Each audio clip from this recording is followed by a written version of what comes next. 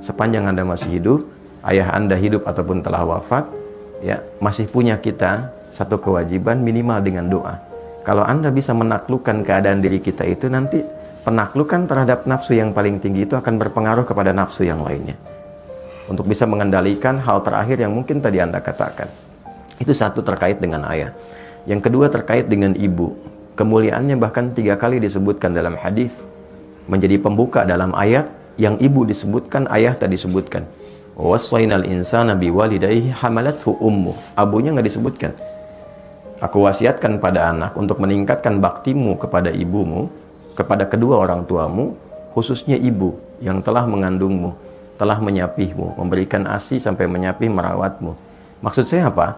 Kecintaan Anda kepada ibu untuk berangkat bekerja, jangan menghilangkan niat baktimu kepada ibundamu.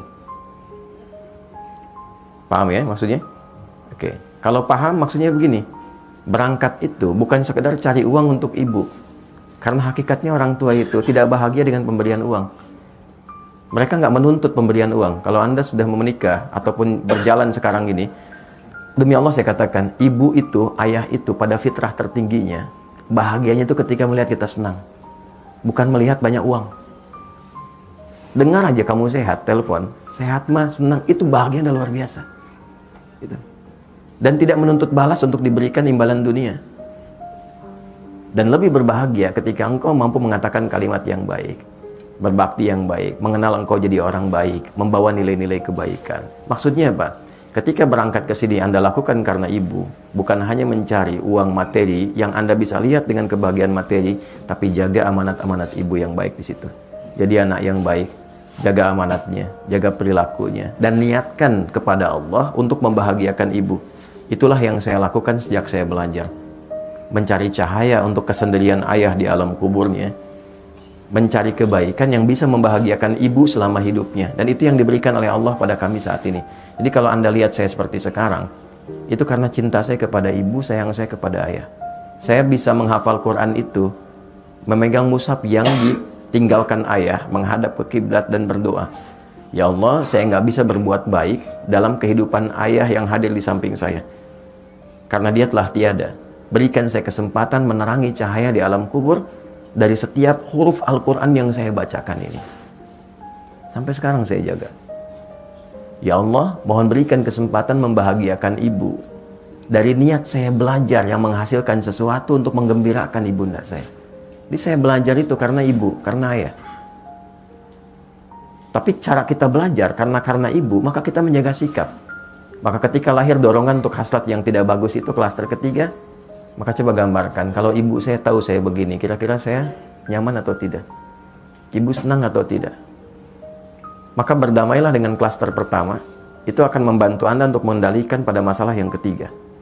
Bawalah amanat ibu pada bagian kedua, maka itu menjaga Anda cara bekerja dengan cara yang baik dan bisa mengondisikan hasrat Anda dengan cara yang baik.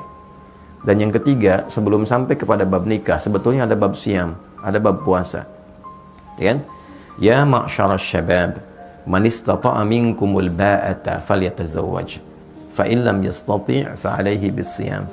Duhai para pemuda, para pemudi, jika tiba muncul puncak hasratmu secara biologis yang tidak mudah mengendalikannya, Nabi sudah antisipasi itu 15 abad lalu.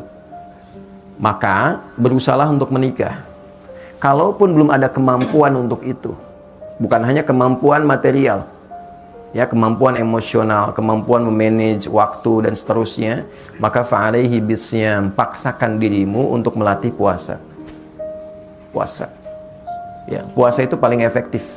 Puasa itu meningkatkan taat, mencegah maksiat. Ketika Anda melakukan tindakan itu untuk memuaskan hasrat, tapi ketika sedang puasa, itu Anda tahan. Minimal takut batal puasanya. Nah, terus melatih itu sampai kemudian ada pengendalian yang terbiasa walaupun tanpa puasa. Lakukan itu di awal dulu demikian. Puasa, puasa, puasa. Sebulan penuh puasa. Untuk Ramadan kan? Nah, waktu Ramadan kan tidak dikerjakan. Kenapa? Saat puasa kan?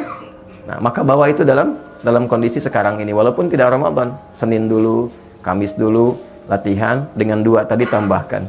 1 klaster pertama berdamai dengan masalah awal Anda. Yang terakhir bawa niat-niat yang baik untuk ibu Anda, kemudian berlatih puasa sampai punya kematangan itu, sampai menemukan jodoh yang terbaik.